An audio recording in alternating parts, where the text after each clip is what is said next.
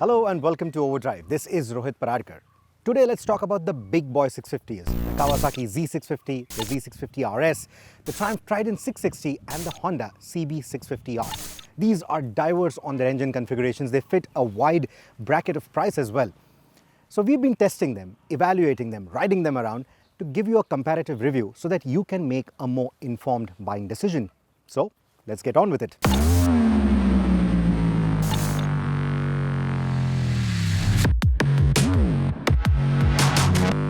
Modern retro designs are returning like a 90s trend and are probably the only other body style that are as much in demand as adventure motorcycles. The Trident and the CB650R adopt retro cues for this very reason. But the Z650RS nails this theme. Sure, the headlamp could have been a little bigger and they could have done an upswept exhaust barrel like the original 1977 Z650B1 or even the modern Z900RS, because the underbelly exhaust doesn't go well with its classic silhouette. But get the green color with the gold wheels or the new 50th anniversary limited model and the onlookers are likely not to notice this sore thumb. Speaking of colors, all the new age Kawasaki 650s have improved significantly on their paint quality, fit and finish compared to their siblings that were launched about a decade ago. And in doing that, they don't feel as entry level anymore. If you would rather have a 650 street naked that looks modern and sharp, the trusty Z650 that the RS is based on immediately comes to mind, as it is the only one of its kind. This design theme is inspired by the Japanese Tsugomi, which Kawasaki says inspires awe, leaves an indelible impression, is daunting in stature and ability, and commands respect. Well, unlike the Z1000, the Z650 isn't exactly all of that, but it's still quite a handsome motorcycle, quite a good-looking motorcycle with all that muscle, all that aggression. Its headlights not only look great but also perform better than the rest of the 650s, managing a better throw and spread than the round bobbins on the other 650s. The Trident looks the smallest of the four motorcycles, especially if you compare it to that, the CB650R. But then again, these 650s are probably going to be one of the first big bikes that a lot of motorcyclists are going to buy. From that perspective, this feels a lot less intimidating compared to the Honda. Like the Quackers, it uses a steel trellis frame to save cost, and the switchgear looks a bit low-rent. But otherwise, the fit, finish and paint quality is on par with the more expensive Triumph motorcycles. But neither of these bikes match the premium feel of the Honda. The CB650R just looks beautiful and desirable, with that design that's inspired by the Honda CB1000R, the one that they like to call the Neo Sports Cafe. This design is their interpretation of the modern cafe racer. Now the underbelly exhaust on this one, that doesn't look like an afterthought or an eyesore of any kind, because those four polished pipes, they scream that this is an inline four. It just goes with the beefy character of the motorcycle. And while they scream that this is an inline four, the exhaust itself is not a screamer. It's quite a silent package. Take a listen.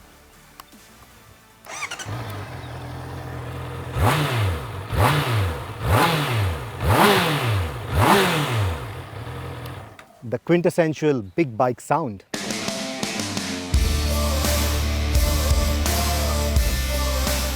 Each of these motorcycles presents something unique. The RS has the silhouette of an old school standard motorcycle, and in that it has a taller saddle than the Z650 and needs you to reach out for the handlebars a little bit more.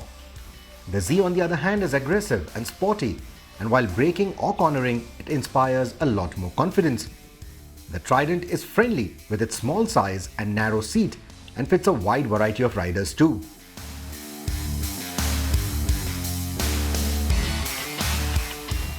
The CB650R is for those wanting that big bike feel. But remember, this has the tallest seat height and is also the heaviest of the lot.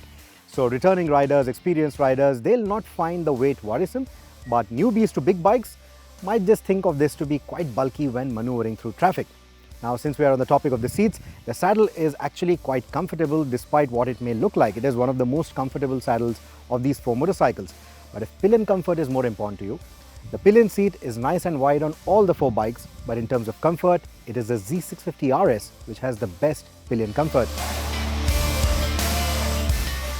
Despite being relatively entry-level, the Z650 and the Trident will wow you with their TFT instrumentation. Both are Bluetooth enabled and will pair with proprietary smartphone apps for telephony control. The Trident goes a step further and lets you control your GoPro too. The RS sticks to its old school styling even for the instruments and doesn't get any of these gimmicks. The CB650R does away with them too, but at its asking price point, you sort of expect some sort of connectivity options over this rather drab-looking LCD console. Dual-channel ABS is standard on all these four 650s, but traction control, only the Trident and the CB get it. But in typical Triumph fashion, it's overcautious and too intrusive at times. Add to it the linear throttle response and you will seldom need to cycle between the road or the rain modes.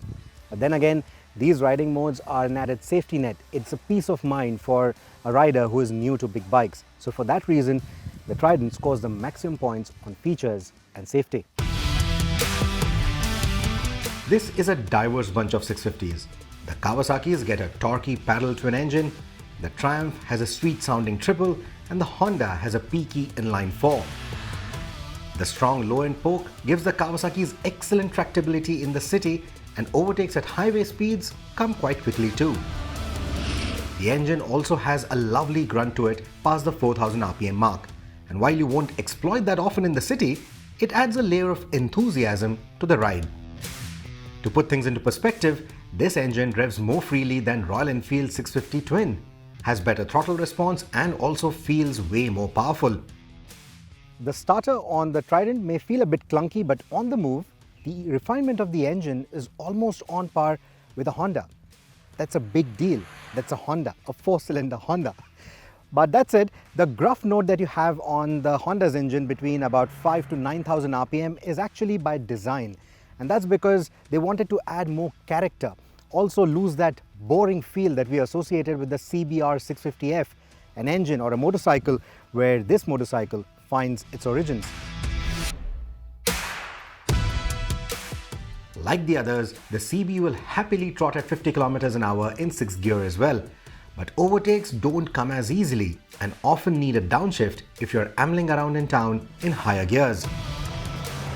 That said, the CB650R's engine still feels the most mature of the lot and will also attract the more mature rider with its progressive yet superior power delivery in the higher RPM range.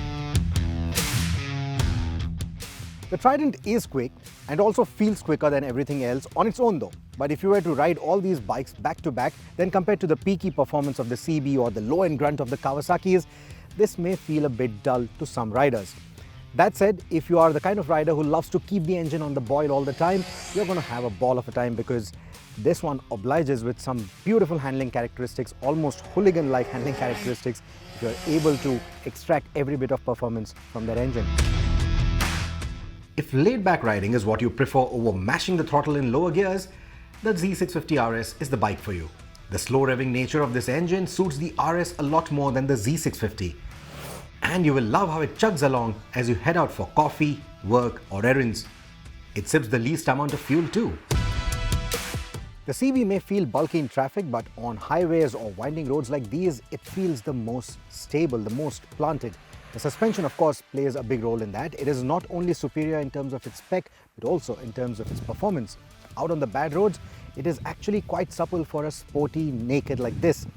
And in terms of the handling, it provides a lot of feel. There is a nice front-end planted feel to this motorcycle. So if you're into aggressive sport riding, you're absolutely going to love it. It has got excellent cornering and ground clearance too. And the more rear set foot pegs make for a sportier riding style. There's plenty of front-end feel that inspires you to push the bike harder. To put things into perspective, both the CB and the Z650 roll on Dunlop rubber, but the Kawasaki feels skittish in comparison to the Honda. Both the Kawasaki's also feel bulky through the bends, are slow to turn in and lack that front-end feel. The rear suspension also feels a bit squishy in comparison, and poor road conditions upset these motorcycles quite quickly. Of the two, the Z650 feels sharper and sportier to ride hard, while the RS feels easier to maneuver around town. The Trident feels flickable, and how. Its weight is almost in the same zone as the Kawasaki's, but its compact dimensions almost make it feel like a 400, and that's a good thing. Of course, that compact size and the shape of these knee recesses might make taller riders feel a bit awkward with its riding position, especially if you're into sport riding. But otherwise, this is one lovely and easy to ride, friendly motorcycle. The diminutive Trident has the best braking figures of this test too. The brake feel is superior and more confidence-inspiring on the Honda. The Kawasaki 650s have improved on their braking over the past few years compared to their predecessors, but they still lack the precise brake lever feel of their more premium competition. It is these small differences that add up to making these 650s so diverse from each other. Let's sum it up then. If you're purely looking for a good-looking, handsome, retro-themed 650, you could simply draw the line at the Royal Enfield Interceptor or the Continental GT. But if you want more performance, better equipment, superior fit and finish, and the feel of a bigger motorcycle, you are going to choose one of these big boy 650s. As the points add up, the Kawasaki's end up last, but that's purely because the Trident and the CB650R outperform them on specs and outright performance. Otherwise, the Z650 and its RS sibling pack in a lot of value. And a green RS would be my pick because I just feel it's a much nicer motorcycle overall. On the other hand, the CB650R offers the least value for the buck, with pricing that almost strays into the territory of the Triumph Street Triple R, one of the best middleweight nakeds out there. But it makes up for all of it with the feel-good factor of that inline 4-cylinder engine and a low cost of ownership, not to mention the desirable styling and of course the engaging ride that it offers over all the other motorcycles. So despite not being such big value for money, it is still the winner of our test. That said, the Trident is the perfect all-rounder.